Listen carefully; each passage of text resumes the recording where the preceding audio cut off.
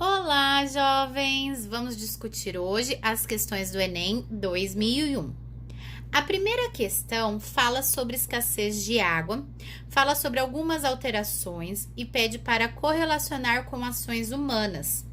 Então, nós temos três situações: contaminação de lençóis freáticos, diminuição da umidade de solo, enchentes e inundações. Correlacionando-as, a gente chega na alternativa C. Pois, para contaminar lençóis freáticos, a gente poderia utilizar fertilizantes e ter um aterro sanitário mal elaborado. Mas o lançamento de gases, assim como o lançamento de lixos e construção de barragens, não afetam diretamente o lençol freático. Então, a gente só fica com a A e com a C. E no que tange a diminuição da umidade do solo, o desmatamento se encaixa perfeitamente, pois com menos raízes, menos absorção da água pelas plantas. Já quando ele fala sobre enchentes e inundações, a gente pode relacionar a impermeabilização do solo. Quanto mais calçada, menos drenagem e também, consequentemente, menos raízes, então menos absorção de água, menos umidade nesse solo, o que leva a enchentes e inundações, tá? Segunda questão. Algumas medidas em relação aos problemas da água. E aí, ele cita aqui 4 situações, mas pede quais que têm prioridades para a preservação da qualidade da água. Não se encaixa a primeira nem a quarta, pois a primeira fala de represamento de rios e córregos próximos às cidades de maior porte. Gente, se represar em cidade grande ou pequena, o efeito vai ser o mesmo. E na quarta, fala sobre transferência de volume de água. Tira de um leito, tira de uma bacia e coloca em outra. Isso também não vai resolver nada, pois eu vou estar esvaziando aquele reservatório no qual eu drenei a água, tá? Então, a resposta é a letra C. A questão 3 é sobre um hemograma. Questão típica de vestibular, de Enem, já apareceu algumas vezes pra gente. Ao longo da resolução das outras provas dos outros anos, vocês verão que ela volta a aparecer. Aqui traz pra gente 3 exames em relação a plaquetas, hemácias e glóbulos brancos. Traz os valores de referência, então é só você analisar pessoa por pessoa. Tá beleza? Tá dentro do valor de referência? Tá alto? Tá baixo? Neste sentido, o exercício pede uma pessoa que tenha deficiência no sistema de defesa, ou seja, baixa imunidade, ou seja, baixos glóbulos brancos. Só a Maria tem baixos glóbulos brancos. Uma pessoa que tenha prejuízos no transporte de gases respiratórios, ou seja, baixas hemácias. É o José, de acordo com o exame. E uma pessoa que tenha alterações no processo de coagulação sanguínea. A gente tem aqui alteração no número de plaquetas, tanto na Luísa quanto no Roberto. Mas acontece que o valor referência é de 200 a 400. Então, a Luísa está bem próximo do valor de referência. E o Roberto, nesse caso, ele vai ter prejuízos. Então, a resposta certa é Maria, José e Roberto. Questão número 4. Fala sobre os progressos da medicina e cita alguns exemplos aqui. Por exemplo, as pessoas que têm diabetes tomam insulina, as pessoas que têm problemas para coagulação sanguínea tomam os fatores coagulantes. Então, ele relaciona esses avanços da medicina e a evolução humana. Nesse sentido, quando nós pensamos em prevenção, em cura de doenças, tratamentos aleatórios, a gente entende que, do ponto de vista biológico, nós estamos alterando o efeito da seleção natural, Mas, gente, mesmo que alteramos esses efeitos, nós não estamos impedindo, interrompendo a evolução biológica do ser humano. A gente dá uma atrasada na seleção natural, a gente engana, os fatores aí que teriam que diminuir a população, mas não impedimos que eles ocorram, tá? Já na questão B, C e D, fala pra gente que esses medicamentos, esses fatores, desenvolvidos na medicina, eles modificam o genoma, ou que eles irão impedir a transferência de material genético defeituoso para a prole, ou que vai normalizar o genótipo. Então, essas 3 estão totalmente erradas. Elas falam que medicamentos influenciam no nosso genótipo. A questão 5 fala sobre estratégias para recuperar uma diversidade biológica de um ambiente degradado. Então, entre várias estratégias de um ambiente que sofreu alguma devastação, um deles é a criação de vertebrados em cativeiro. E aí traz algumas situações. Que tipo de animal a gente deveria criar para repopulacionar esse ambiente que foi degradado? Cara, a gente não vai colocar machos de uma espécie e fêmeas de outra para gerar uma terceira espécie. Não. Nós não vamos colocar muitos indivíduos de uma só espécie, a espécie mais representativa, para ter ela no próximo ambiente. Assim como a gente não vai colocar muitos indivíduos só de uma única espécie, ou vários indivíduos de poucas espécies. O ideal é que a gente coloque poucos indivíduos, mas o suficiente para que eles se reproduzam, mas de diversas espécies, ou seja, a gente garante a diversidade genética, tá? Questão de ecologia bem direta. Essa questão 6 fala sobre o ciclo do enxofre. E aqui a gente tem, né, as emissões por vulcões, por decomposição a partir de seres vivos. E aí a gente observa que tem a liberação de óxidos de enxofre, que vai gerar outros compostos que serão reabsorvidos, entrarão nos ciclos biogeoquímicos, formam a chuva ácida, por exemplo. Enfim, a questão contextualiza, né, o ciclo, tanto na atmosfera, na litosfera, na hidrosfera, quanto na biosfera. Mas ele pergunta assim, naturalmente, o que esse enxofre faz? E, gente, quando surgiu esse termo, tá, para, entre aspas, poluentes, não existem poluentes naturais. O que faz algo ser poluente é quando o humano vai lá e emite demais isso para o ambiente e o ambiente não consegue fazer essa reciclagem. Então, o que é natural não polui. E é por isso que a primeira expressão está errada, tá? Naturalmente, esse ciclo, ele é poluído por composto de enxofre? Não.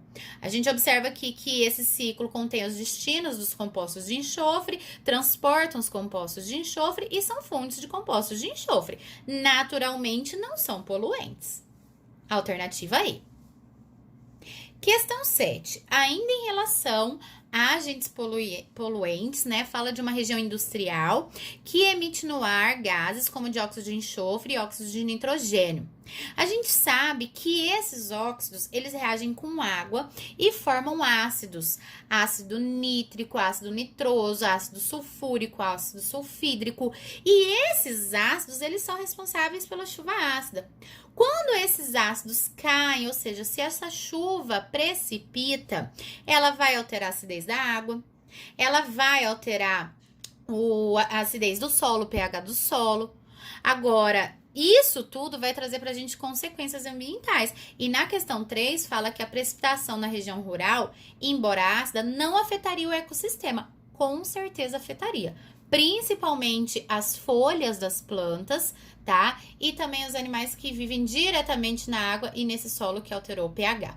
Então, a resposta certa é a letra C. A questão 8 é bem parecida com uma questão que a gente fez na prova passada, né? Porque fala assim do efeito colateral quando você coloca um veneno para controlar uma praga. Mas aqui no caso é um parasita que se alimenta das larvas que um criador tem, né? Cria em cativeiro para alimentação de peixes. Então, aqui nesse gráfico, eu destaquei a linha que mostra pra gente os parasitas para ficar mais evidente esse efeito. Aqui nesse ponto aparece o parasita.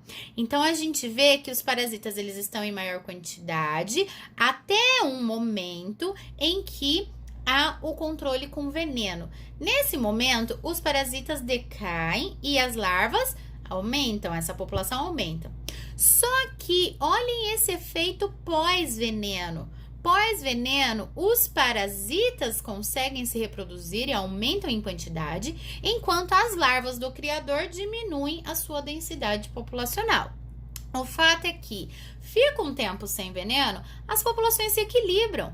Como tudo na natureza, relação de presa-predador. A gente tem aí sempre um equilíbrio ambiental acontecendo ao longo do tempo. E aí, a questão pergunta pra gente, qual justificativa dessas a gente teria como melhor argumento para que o produtor não retome o uso do veneno? Então, por exemplo, na A, fala que a densidade das larvas e dos parasitas não é afetada pelo uso do veneno. Errada. A população de larvas não consegue se estabilizar durante o uso do veneno. Se estabiliza, ó. Aqui tá estável. As populações mudam o tipo de interação estabelecida ao longo do tempo. Quem é presa vira predador, quem é parasita vira hospedeiro? Não.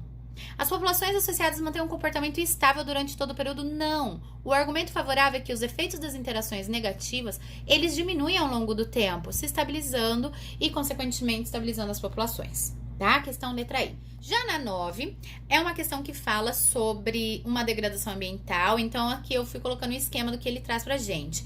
Era uma área de mata, tá? Mata Atlântica. Essa área, ela foi fragmentada, então tem uma área preservada e outros fragmentos. O fato é que existiam 5 espécies do mesmo gênero de aves. Nessa maior área preservada, eles encontraram 5 espécies. Mas em uma área menor que foi degradada, eles só encontraram 2 espécies. E ele pergunta por que houve o desaparecimento de 3 espécies nessa área, tá? Na primeira questão, ele fala assim, por causa do aumento do volume e da frequência de chuvas. Bom, se desmatou, vai diminuir o volume e a frequência de chuvas naquela região, certo? Só que desmatou, gente, fragmentos, o que não é o suficiente para diminuir a temperatura global ou ainda diminuir ou aumentar os níveis de gases, tá? Então aqui ele fala aumentar os níveis de gás carbônico e de oxigênio na atmosfera. Não.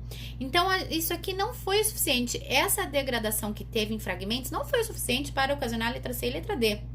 E na letra E, ele fala assim, um aumento do grau de isolamento reprodutivo interespecífico. Se tivesse tido isolamento reprodutivo, não haveriam mais essas 2 espécies. Aqui seriam 2 espécies novas, teria acontecido especiação, tá? Então é por isso que a gente fica com a B. Eu diminui o número e a diversidade de habitats, eu vou diminuir o número e a diversidade de espécies. Na questão 10, fala sobre 2 acontecimentos que a gente teve no Brasil, relacionados a desastres ambientais, com consequentes contaminações da população. A primeira foi o acidente do césio radioativo e a segunda, um acidente com cloro e gás bactericida, ambos em sucatas, quando a população foi lá, mexeu, achou isso diferente e resolveu brincar, mexer e saiu espalhando esses compostos tóxicos para os vizinhos, tá? E aí, a questão pede para nós. Para evitar que novos acontecimentos dessa natureza venham a acontecer, foram feitas as seguintes propostas. 1, 2, 3, 4. Das 4, a primeira está errada, pois a primeira diz para nós que seria ideal proibir o uso de materiais radioativos e gases tóxicos. Mas nós sabemos que fontes energéticas e muitas produções industriais dependem disso. Então, a questão não é proibir, gente, mas sim o que traz pra gente na 2. Controlar rigorosamente a compra, o uso, o destino de materiais radioativos. Instruir os usuários sobre a utilização e descarte. Instruir a população sobre os riscos da radiação e a toxicidade de determinadas substâncias, tá? Então, a gente fica aqui com a questão E. Na questão 11, a gente tem aqui um boom populacional na febre amarela silvestre no Brasil. E aí vale lembrar que a febre amarela silvestre, ela é ocasionada pelo mesmo vírus que a febre amarela urbana. Só que quando ela acontece no centro, na região urbana, ela é transmitida pela Aedes aegypti. E quando ela é transmitida em meio silvestre, normalmente ela é pelo mosquito Haemococcus, tá? É uma doença que é endêmica no Brasil e normalmente não tem como foco afetar os humanos, e sim os primatas não humanos, ou seja, diversas espécies de macaco, tá? E a questão pede pra gente, para prevenir a febre amarela silvestre, quais dessas alternativas seriam viáveis? Gente, a primeira fala assim, exterminar os animais que servem de reservatório do vírus causador de doença. Então, vamos exterminar todos os macacos do mundo. Os macacos não são os problemas, tá? A gente tem que combater a proliferação do mosquito transmissor. E tem que vacinar a população em geral. Então, questão 2 e 3 estão certas. A questão 12 fala sobre o fato da Mata Atlântica ser a mata mais devastada do mundo e que ela tem aproximadamente 5% da sua floresta original. Se você procurar na internet, você vai ver que esses dados, eles podem ser diferentes de acordo com a origem, tá? De acordo com o autor e a fonte de informação. Por exemplo, o Ministério do Meio Ambiente fala que a gente tem 7% da mata. Mas independente de 5 ou de 7, o fato é que ela foi super devastada, né? E por quê, gente? Porque nessa região houve uma super exploração, principalmente vegetal. Então, primeiro começou lá com a exploração do pau-brasil, depois da cana-de-açúcar, do café, aí depois veio a pecuária, hoje já é explorado o ouro, a madeira. Então, tudo isso levou a diminuir a quantidade e o tamanho da nossa floresta. Isso fica evidente aqui nesses mapas, né, que eles colocam em cronologia aqui, ou seja, em escala de tempo, para a gente analisar como diminuiu a quantidade desse bioma. Até eu coloquei aqui, né? Esse último dado aqui é de 2000, esse é nem 2001. Como será que tá em 2020, hein, galera? O fato é que ele fala assim: considerando as características histórico-geográficas do Brasil e a partir da análise das figuras, é correto afirmar que as transformações climáticas, especialmente na região Nordeste, interferiram fortemente na diminuição dessa floresta úmida. Não foram as transformações climáticas do Nordeste que diminuíram a Mata Atlântica do Brasil inteiro. O grau de desenvolvimento regional impediu? Não, pelo contrário, quanto mais desenvolveu essa região, mais devastou. C, tá certo, as atividades agrícolas aliadas ao extrativismo vegetal têm se constituído desde o período colonial na principal causa da devastação da Mata Atlântica. Perfeito. D, a taxa de devastação dessa floresta tem seguido o sentido oposto do crescimento. Não, o mesmo sentido, tá crescendo a população, tá aumentando a devastação. E aí está errada porque fala que o crescimento industrial na década de 50 foi o principal fator de redução da cobertura vegetal na faixa litorânea do Brasil, especialmente na região Nordeste.